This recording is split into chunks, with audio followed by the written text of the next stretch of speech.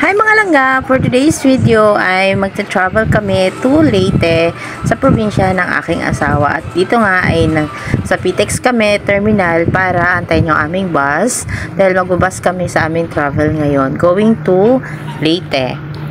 Si UL Transport nga pala mga kalangga ang sinakyan namin dito para sa aming travel, and we were in a rush booking or rush reservation. We are chance passenger na nga to be exact, so medyo hassle siya. Kaya I was suggesting na mag-early booking, early reservation kayo sa kanila para mas makapili kayo ng inyong bus, makapili kayo ng seats, and mas makapag-prepared kayo sa inyong travel. Kasama na nga sa binayaran nyo sa ticket yung pamasahe nyo dito sa ferry. But then, I would suggest guys na magdala talaga kayo ng extra money kasi may mga babayaran pa kayo na terminal fee or other charges dito. But then, hindi naman siya lalagpas ng around 200 pesos, lalo na yun sa mga bata. And this time mga langga ko ay gabi na nga kami nakarating dito sa may Matnog Port, sa may Sorsogon, at sasakay na kami ng ferry para makatawid ng Samar sa may Allen Port. Isasakay dyan yung aming mga bus at mga sasakyan. And then from there nga, from Allen Port ay babiyahin na naman kami going to Leyte na. Meron nga kaming tips guys na nakuha, pero late na namin siya nalaman nung nagte-travel na kami dahil may mga pasahero din kaming nakasabay na may mga kasamang bata, at this time ay kasama namin yung aming pamangkin.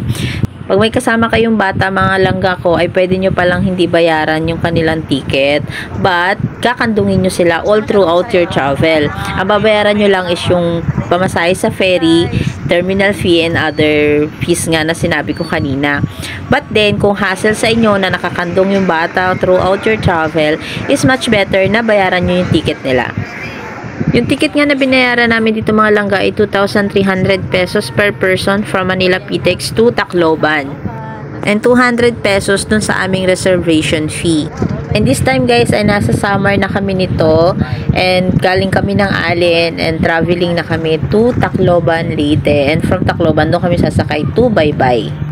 At dito nga tuwa kami dahil nadaanan namin dito yung nakita namin sa vlog before na isang rider vlogger, ang Divine Mercy statue dito sa may Calbiga, Samar, and it was really beautiful. Mas maganda lang yung sa kanila kasi nakapasok talaga sila sa loob, kami nadaanan namin, but it was really beautiful.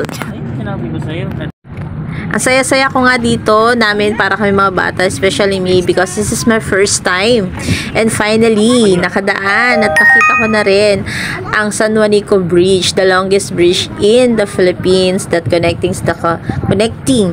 the Samar and Leyte province. So, nakakatuwa. Kaya lang, hindi ko siya masyado nakuhanan ng magandang video kasi nasa bus kami and umuulan pa this time. But it was such a nice and memorable experience for me.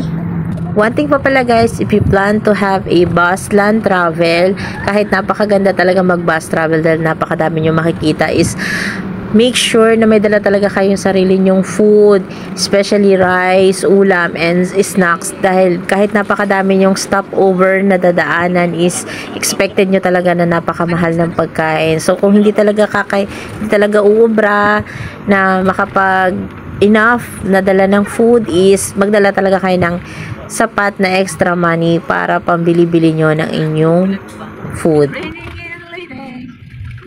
May nabubukod na isla, no? Ha? And finally, in a long way day travel, napakahaba ng biyahe, and nandito na nga kami ngayon sa Baybay, Leyte. And here we are guys, we're already here at Sitio Lapawan, Baybay City, Leyte, kung saan dito ang baryo ng aking asawa. Ayan, shout out sa kanyang pamangkin. And if you want to see the roadway from Baybay City Market up to here sa may Sitio Lapawan, panoorin nyo po sa aking previous video.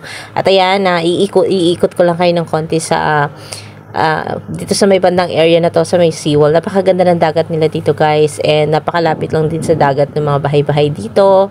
Ayan, so maglalakad-lakad lang tayo ng konti, tapos may mga isda-isda na din dyan makikita eh. And that's for today mga langga ko. See you on my next video.